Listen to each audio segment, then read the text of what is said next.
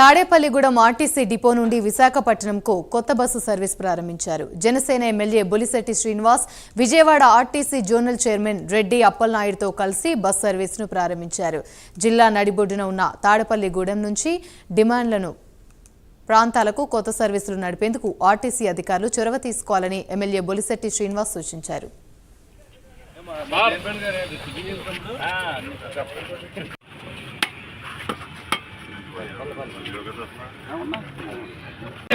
నా మాట మా ఊరు వచ్చేప్పుడు నీకు గౌరవం ఇవ్వాలంటే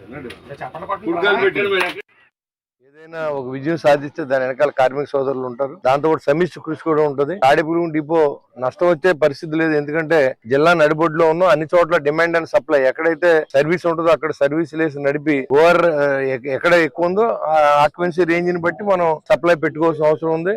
అన్నెసరీగా ఇదివరకు ఎప్పుడు మా చిన్నప్పుడు ఇలా ఉండేయండి అలా దానికి కాకుండా ఎప్పుడు కూడా అప్డేట్ అవుతూ ఉండాలి. ఏ సర్వీస్ బాగుంది, ఎక్కడ బాగుంది అనేది డిఎం కూడా తన యొక్క స్కిల్స్ ని ఎక్కడైతే బాగుందో అందరు స్టాఫ్ ని అడిగి ఏ రోడ్ అయితే మనకు నష్టం రాదు, ఆక్యుపెన్సీ ఎక్కువ ఉందో ఆ రోడ్ లోనే చెప్పాలి. కానీ ఏదో ఇది వరకు ఉన్నట్టుగా రోడ్లు లేవు, ఆర్టీసీ నష్టంలో ఉందంటే దానికి కారణం గత ప్రభుత్వం 5 సంవత్సరాల పాటు రోడ్లు పట్టించుకోకుండా ఆర్టీసీ బస్సులన్నీ గుల్లయ్యి ఒక బస్సు తోలలేని పరిస్థితిలో మనం చూసాం. స్టీరింగ్ వదిలేసి బస్సు కాళ్ళలో పడిపోయిన సందర్భం మనం చూసాం. ఇప్పుడు ఆర్టీసీ అంటే నమ్మకం, ఆర్టీసీలో ప్రయాణం చేస్తే సురక్షితంగా చేరుతాం అనేది ఒక స్లోగన్ కూడా మనం పెట్టుకుని మనం వ్యాపారం చేస్తా ఉన్నాం. అలాంటప్పుడు అలాంటి బస్సులే సరిగ్గా లేనప్పుడు బయట ఉన్న ఫెసిలిటీస్ మనం ఇవ్వలేకపోతున్నాం.